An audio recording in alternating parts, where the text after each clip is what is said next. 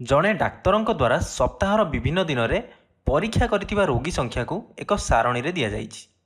ଏବେ ଏହି ଦିଆଯାଇଥିବା ତଥ୍ୟକୁ ନେଇ ଉଲମ୍ବ ସ୍ତମ୍ଭଲେଖ ଅଙ୍କନ କର। ପ୍ରଥମେ ମୁଁ ଗୋଟେ ଆନୁଭୂମିକ ରେଖା ଏବଂ ଗୋଟେ ଉଲମ୍ବ ରେଖା ଅଙ୍କନ କରିଛି। ଏବେ ଆନୁଭୂମିକ ରେଖାରେ ମୁଁ ବାର ଗୁଡ଼ିକର ନାମ ଲେଖିଛି ଏବଂ ଉଲମ୍ବ ରେଖାରେ ପ୍ରତି ଏକକର ମୂଲ୍ୟ 5 ନେଇଛି। ଅର୍ଥାତ୍ ଏହି ଏକକର ମୂଲ୍ୟ 5, ଏହି ଏକକର ମୂଲ୍ୟ 5, ତେଣୁ 0 ତାପରେ 5 ତାପରେ 5ରେ 5 ମିଶିଲେ 10, ବୁଝିପାରୁଛ। ତାପରେ ଏ ଏକକର ମୂଲ୍ୟ ପୁଣି 5, ତେଣୁ 10ରେ 5 ମିଶିଲେ 15, ସେମିତି 5 ଲେଖା ବଢ଼ି ବଢ଼ି ଯାଇଛି, ବୁଝିପାରୁଛ। ତେଣୁ ମୁଁ ଏଠି ଲେଖିଛି ଉଲମ୍ବ ରେଖାରେ ଏକ ଏକକର ମୂଲ୍ୟ 5ଟି ବ୍ୟକ୍ତି। ଆଚ୍ଛା ପିଲାମାନେ, ଏଠାରେ ମୁଁ ଏକ ଏକକର ମୂଲ୍ୟ 5ଟି ବ୍ୟକ୍ତି କାହିଁ ନେଲି?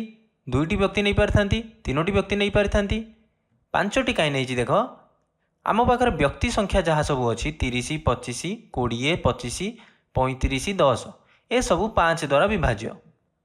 ତେଣୁ ଆମକୁ ସ୍ତମ୍ଭ ବନେଇବାକୁ ସହଜ ହେବ। ଏବେ ଆମେ ଦେଖିବା ସୋମବାର କେତୋଟି ବ୍ୟକ୍ତି ଯାଇଥିଲେ? 30ଟି ବ୍ୟକ୍ତି ଯାଇଥିଲେ। ତେଣୁ ମୁଁ ସୋମବାରରେ ସ୍ତମ୍ଭ ଅଙ୍କନ କରିବି। କ'ଣ କରିବି? ଏହି ଆନୁଭୂମିକ ରେଖାରୁ 30 ଯାଏଁ ସ୍ତମ୍ଭ ଅଙ୍କନ କରିବି। ଦେଖିପାରୁଥିବ ପିଲାମାନେ, ମୁଁ ପ୍ରଥମ ସ୍ତମ୍ଭ ଅଙ୍କନ କରିଛି। ଏବେ ମଙ୍ଗଳବାର କେତୋଟି ବ୍ୟକ୍ତି ଯାଇଥିଲେ? 25 ଜଣ। ତେଣୁ ଆମେ ଏହି ଆନୁଭୂମିକ ରେଖାରୁ ଅର୍ଥାତ୍ 0ରୁ ଏହି 25 ଯାଏଁ ସ୍ତମ୍ଭ ଅଙ୍କନ କରିବା। ଏବେ ବୁଧବାର କେତୋଟି ବ୍ୟକ୍ତି ଯାଇଥିଲେ? 20 ଜଣ। ତେଣୁ ଏହି ଆନୁଭୂମିକ ରେଖାରୁ 20 ଯାଏଁ ଆମେ ସ୍ତମ୍ଭ ଅଙ୍କନ କରିବା। ସ୍ତମ୍ଭ ଅଙ୍କନ କଲି। ଏବେ ଗୁରୁବାର କେତୋଟି ବ୍ୟକ୍ତି ଯାଇଛନ୍ତି? 25 ଜଣ।